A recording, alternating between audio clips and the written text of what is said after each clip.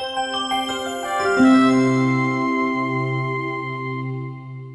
everyone, and welcome to this session on current affairs. Today, we are going to cover the important events of week 2, February 2022.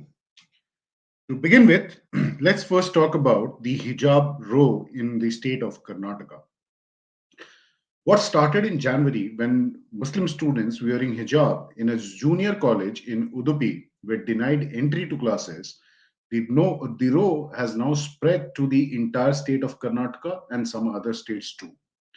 On 8th of February, the government of the Karnataka announced the closure of high schools and colleges for 3 days after protests and disputes over the wearing of hijab intensified and also took a violent turn in some of the places.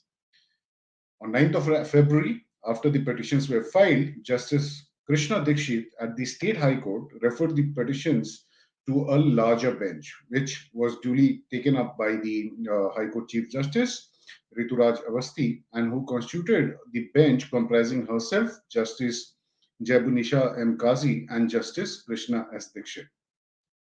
So this row has spread to almost the entire country, and there has been comments from the international forums too, including the OPEC countries as well, which India has categorized as an internal issue and does not welcome any comments on the same.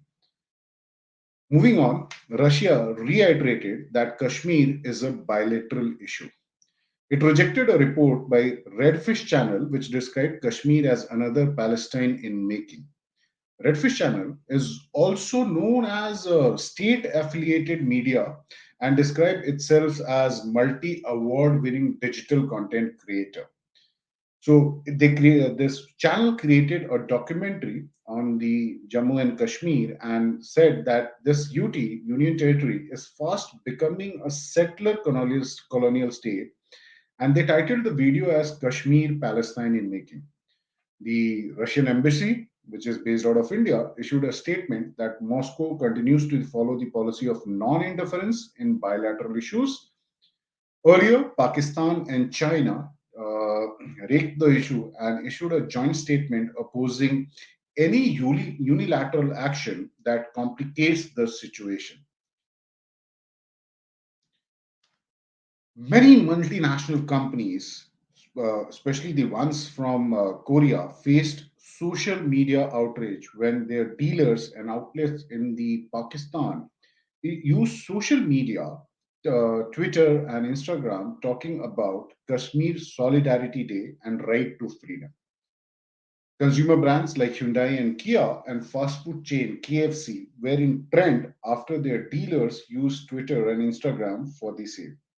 Boycott Kia, boycott KFC, Hyundai with terrorists trended with a surge in nationalist sentiment and in favor of the local companies such as Tata Motors, Mahindra, and Mahindra.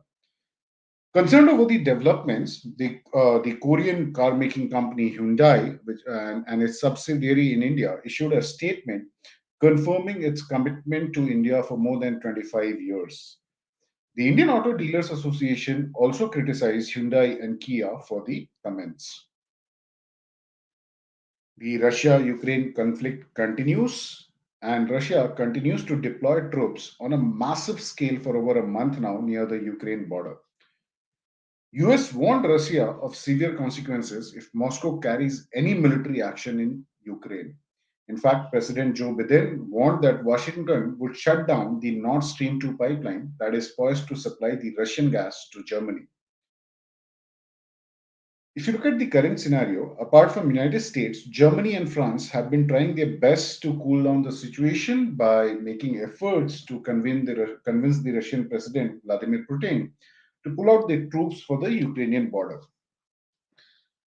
This crisis is actually related more to NATO, the group Ukraine wants to join now.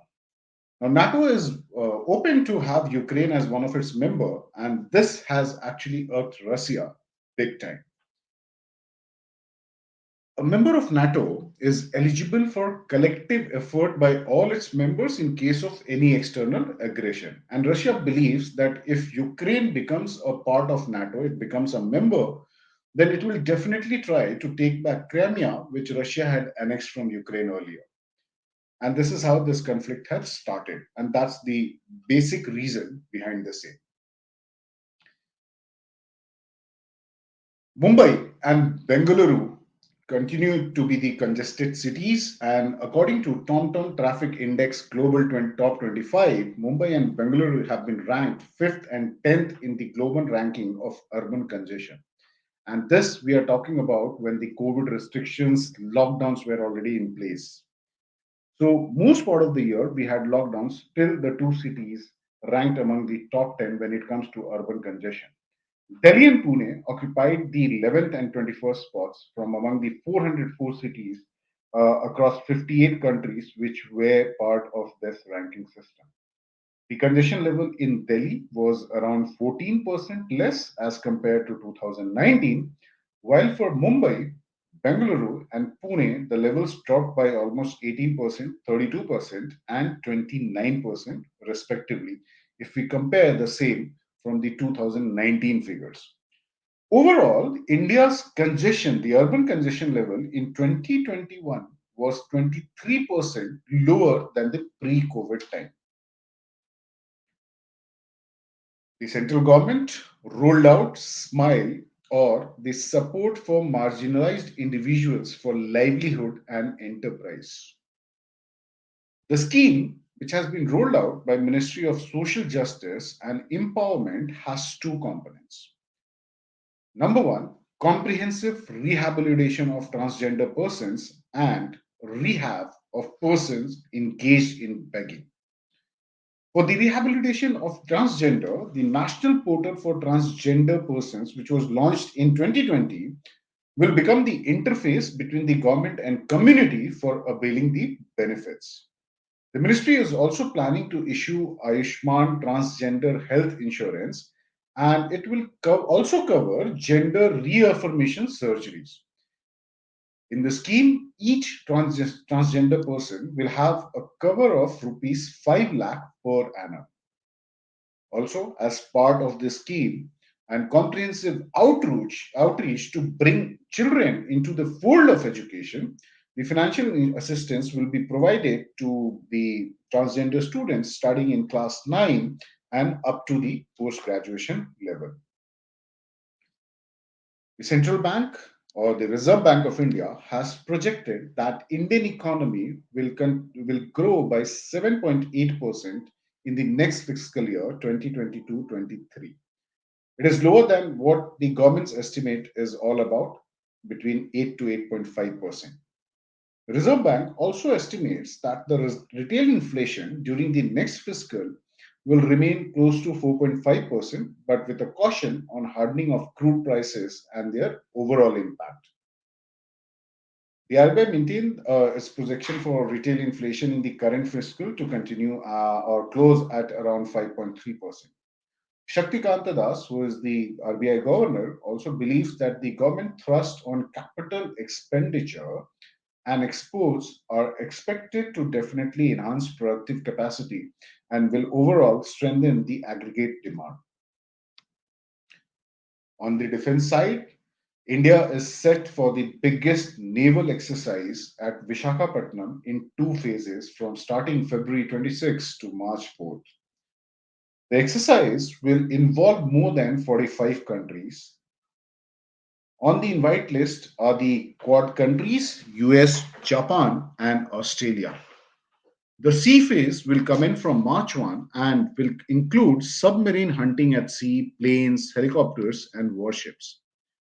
The theme for the exercise, this naval exercise this year, is Camaraderie, Cohesion, Collaboration, which aims to promote collective responsibilities of maritime security for ensuring safe and secure seas. Milan, which is the largest naval exercise, is conducted once in 2 years, but last time in 2020 it was cancelled amid the COVID fears. So that was all about the second week of February 2022. Please do subscribe to the channel and click on the bell icon to receive regular updates.